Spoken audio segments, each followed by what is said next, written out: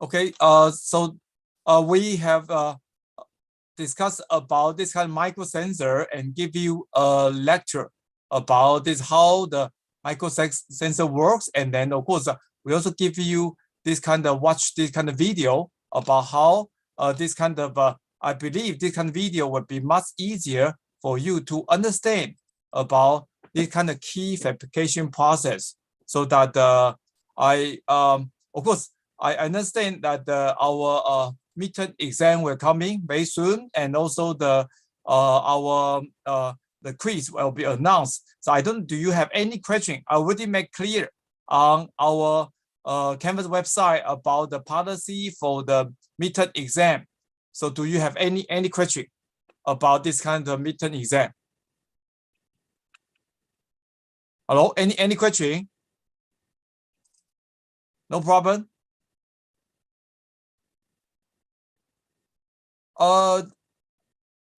Some students ask about the requirement for this webcam, the camera during the midterm exam, so that so typically I expect you will try to use this webcam to look at what you are doing, right? You are trying to operate this computer, laptop computer or your desktop computer to thing. But I do remember like 1 to 2 years ago, one student say, oh, his webcam was broken.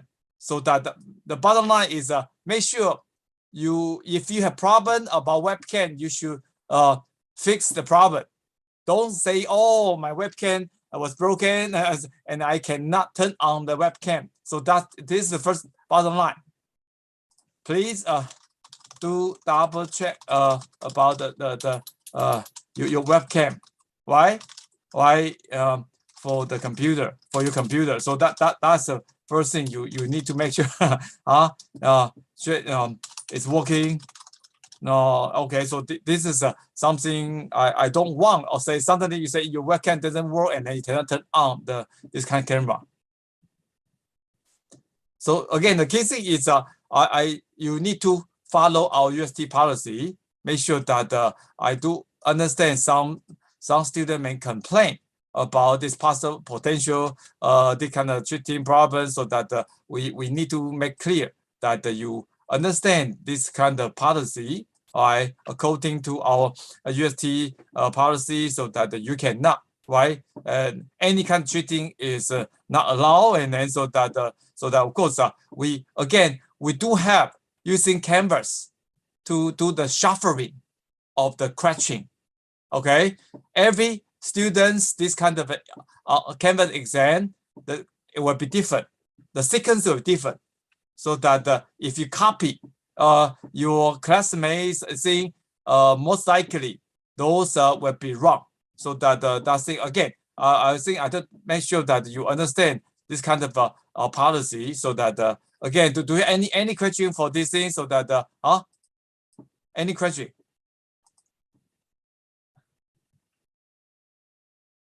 So again, I just webcam is the one to make sure that our TA can look at you are really work on this kind of exam, and then without any obvious issue. Of course, I also think it's important you need to get your this kind of student ID.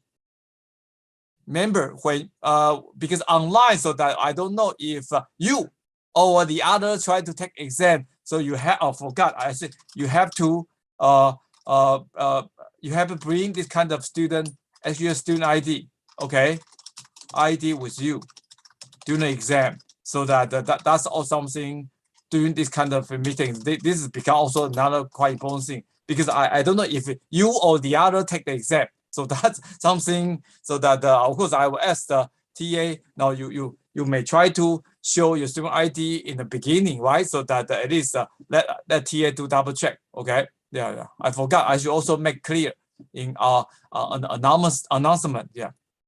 Of course, we have 2 students who got approval from UST administration because some issues, so that maybe so that they have according to UST policy, we provide some additional this kind of time for I think 2 students who got the approval. Yeah.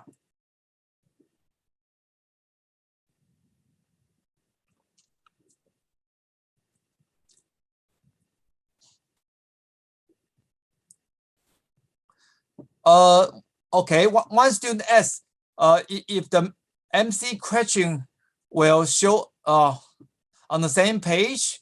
Actually, we in order to prevent the cheating, so that we will show one question at one time. Okay, we will show one question at one time, and then you cannot go back. You cannot go back to the previous question answer. So that's something I do think it's important. Of course, one student say that some, yeah, I do think there's one student saying you have some additional time conflict, some crash about exam. I do believe all of you, right? We have this exam during this kind of lecture hour.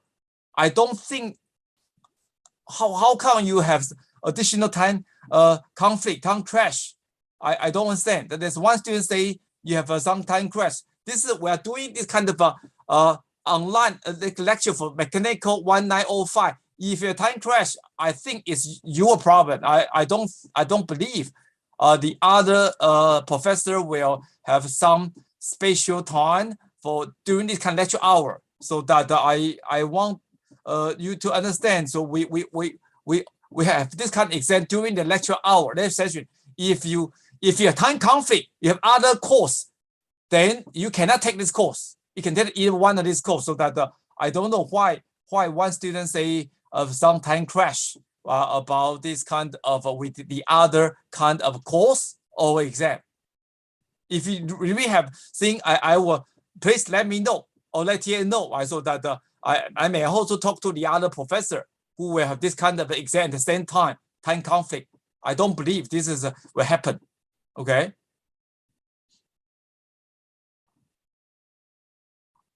Okay. Anyway, so I think I understand a lot of you is worried about this kind of exam, so that I make sure that all of you understand this kind of thing. Of course, we're still in the difficult time. For the webcam issue, and yeah, I just tell you, don't worry. And then of course, maybe I should put clear in our this kind of announcement on Canvas website, so that I don't want to spend too much time now. Okay, so that if this is a question, I will try to answer through our Canvas. Okay. Okay, I think we should go back to our lecture. So last time we briefly introduced this kind of micro sensor, this kind of course topic, and then so that of course we give you let me quickly remind you about what we learned. Right, basically we just quickly show you about this basic concept of this kind of MEMS, especially micro sensor, and of course we also show you this kind of micro machine or MEMS is really important now, right? Every you, your smartphone, your camera, your small image sensor, actually all this kind of relate to thing existing in your daily life. Your smartphone, smartwatch, and even your laptop computer have webcam, small image sensor. So this become, I think, quite important thing. So that and then of course we also mentioned about this is also quite important for you to understand this kind of micro machine or micro sensor using it's not new. Actually, it's this almost system the invention of this kind of transistor, you see, in 1958. Okay, so the first silicon-based strain gauge had been commercialized, and then so that and then 1961 first silicon pressure sensor demonstrate. So that of course now I think 99% of your smartphone has this kind of pressure sensor. Do you understand? So that 99%, I would say, so that until now, you can see, still to take a long time. So that this something, this micro machine, all this, it takes time to really become much more mature and thing. Okay, so that of course we also mentioned about this kind of we do spend time introduced this kind of ITRS. ITRS means International Technology Roadmap for Semiconductor, and it's global. This kind of consensus. No, that means a leading semiconductor company and leading the kind of semiconductor country and region. They make this kind of roadmap, so that I already mentioned this thing is so that all of you enjoy this kind of advanced semiconductor for your smartphone, your computer, and your smart watches, and then so that we are in the this kind of new stage of all the microsensor and actuator and biochip. So this is something quite important. I also mentioned that at this moment, I would say COVID-19, we actually were in the stage of IoT, right? In the Internet things, so that everything we online, we go online teaching, online exam, and then so that of course, hopefully in the near future, we'll not only use webcam. In the future, for online teaching, we may use this kind of VR, AR, MR. It will be more interactive, right? So you say webcam for online teaching is okay, but can we use 3D sensor, 3D so that the VR, AR for this kind of online teaching have more this kind of realistic, this kind of online teaching? What do you think? And actually, if you look at for example, Facebook CEO, right, Mark, he changed the company to Meta, and also he introduced this kind of how this kind of Facebook or Meta, they want to develop this kind of VR, AR. So you will see this kind of thing. If in the future we can use this kind of VR, AR with 3D sensor or virtual reality, this kind of headset, so that we can have more interactive way for this kind of online teaching. I do think it will be quite important, right? Of course, with all this kind of a sensor with a camera, how we can use AI, so that that will become also quite important. And another thing is not only sensor, we also have actuator. For example, a MEMS micro mirror, why it's actuator, so that you see actually a Microsoft HoloLens 2. I should emphasize that, for example, Microsoft MEMS micro mirror, why is actuator. Micro mirror. So this is something quite important. It's not only for computer projector, and also for this kind of AR or MR.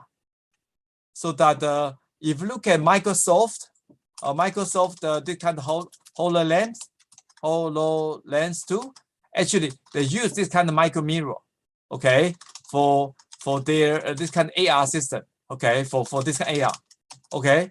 So that this is something I told you, MEMS sensor actuator become much more important, and biochip, of course, as I mentioned, so there's a important, especially COVID-19, so that it's important how we can make this kind of micro biochip or microfluidic device at lab on chip for rapid detection of COVID-19.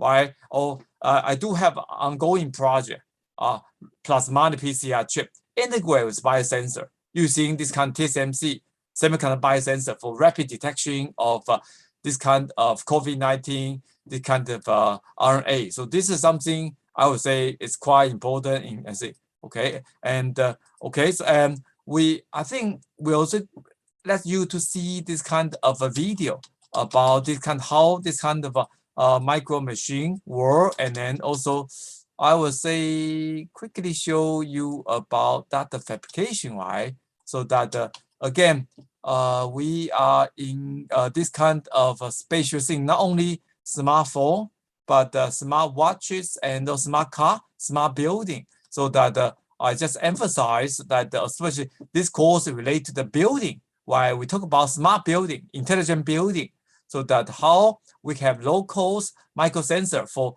building application, right? You can use this kind of VAV, variable air volume, this kind of thing to do this kind of demand control ventilation, right? For air conditioning system, and then you have additional this kind of micro sensor for indoor air quality. Look at some of this kind of CO2. Typically, one of the most mature is this kind of CO2 sensor. CO2 sensor is used in especially use NDIR, this kind of optical near infrared this type of sensor to detect CO2 for this kind of demand control ventilation. That means if you are able to detect this kind of a concentration of CO2 inside the building, we are able to see how can you adjust this kind of air conditioning system, right? So that provide enough this kind of oxygen from outdoor fresh air. So this is quite important thing. Okay. Anyway, so of course we also show you that in the near future, I think it's possible we may also have additional this kind of motion sensor for structural health monitoring. Unfortunately, you can see in the past 1 or 2 weeks, we see the earthquake in Japan, earthquake in Taiwan. So that I think Hong Kong got very, very tiny earthquake. So that at least 1 or 2 days ago, at least my hometown Taiwan, actually we have more than 6 scale this kind of earthquake in east part of Taiwan, and Japan also have quite severe earthquake. So that can we use this kind of man's motion sensor as rather to monitor this kind of health condition of the building or even the bridge, so prevent this kind of disaster. You say once a big earthquake and then unfortunately people will die. I still remember like almost 20 years ago, year 2000, Taiwan has earthquake in Taichung, and then it's about more than the scale is 7 Richter scale, so that almost 2,000 people die. Why it's really sad, but I just unfortunately Hong Kong we're lucky, but many other parts of the world actually suffer this kind of earthquake. And of course, I understand that in Sichuan we also have that big earthquake, right? So that this is thing, can we really use kind of low-cost main sensor to do the health monitoring of the building structure? I do think it's important, right? So that this is important to enhance the safety. Okay, so anyway, so that I just tell you this is the same. Oh, as I told you that I do have several years ago, I have a project how to come with simple main sensor, right? Look at the thermal flow sensor, temperature humidity sensor, and then look at thermal comfort, and then the kind of smart personalized ventilation, smart window, and then building expert work on this kind of CFD simulation and AI, so that we at least demonstrate we're able to do this kind of smart HVAC to reduce the kind of energy consumption for at least one room at UST, right? We can save about 20% of energy, okay, and then maintain good this kind of thermal comfort, right? And so anyway, so I just tell you this is something quite important and things, so that I do think this kind of micro sensor will be really change the world. So that it's not for me, but it's all the big company. Apple hire a lot of this kind of man's engineer, right? So that so this is something I tell you is quite important. I think we may also want to go back to that. Let me see. We didn't finish that video, so that I do think would be important for you to watch that video. Of course, as I told you that this video has copyright, so I will stop